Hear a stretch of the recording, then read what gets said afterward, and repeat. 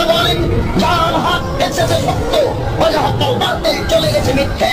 ইন্নাল বাতিলা নিশ্চয় মিথ্যে, কানা যাহুকা চিরদিন মিথ্যে। যে ঈশ্বর হলেন রক্ষাকর্তা, এই তো শেষ। তারপরেও বিভিন্ন ধর্মের ধর্মীয় নেতারা যখন মৃত্যুর মুখোমুখি হয় তখন কোনো হসপিটালে ছুটে যান, কিন্তু উপাসনার জায়গায় তারা যান না। সেখানেই তারা বলেন যে মানুষ বাঁচে আর মরে ঈশ্বরের ইচ্ছা।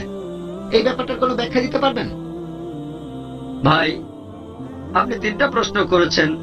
প্রথমে আপনার মত অনুযায়ী বিবর্তনের থিওরি বললেন, তারপর বললেন এখানে ঈশ্বর কিভাবে আসছেন। দ্বিতীয় প্রশ্ন, ঈশ্বর এই সবকিছু সৃষ্টি করার পরে তার কতখানি শক্তি কমে গেছে। তৃতীয় প্রশ্ন, যে অসুস্থ হলে আমরা সবাই হাসপাতালে যাই, কেন মন্দির মসজিদে যাই না। তিনটা প্রশ্ন করেছেন।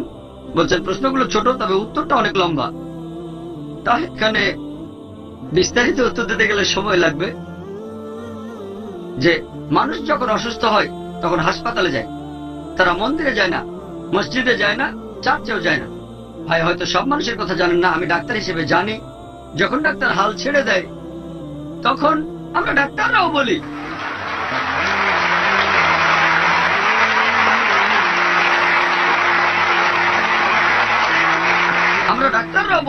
হুয়া শাফি, একমাত্র তিনি আরোগ্য দেন। তার মানে এই না যে অসুস্থ হলে শুধু মন্দিরে যাব। পবিত্র কোরআন বলছে সূরা নাহল অধ্যায় 16 আয়াত 43, এছাড়াও সূরা ফুরকান অধ্যায় 25 আয়াত 59, যদি তোমরা না জানো জ্ঞানীদের জিজ্ঞেস করো যে এক্সপার্ট।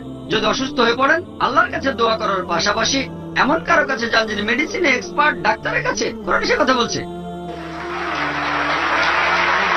তবে কোন ডাক্তারের কাছে যাওয়ার পরেও আল্লাহর উপর ভরসা রাখেন, কারণ তিনি আপনাকে আরোগ্য দেবেন, সেখানে কোন ডাক্তার থাকুক বা না থাকুক। আল্লাহ সুবহানাহু ওয়া তাআলা বলেছেন তোমরা অন্ধভাবে কিছু বিশ্বাস করো না। কোন মুসলিম বিশেষজ্ঞ কখনোই এটা বলবেন না যে অসুস্থ হলে ডাক্তারের কাছে যাবেন না।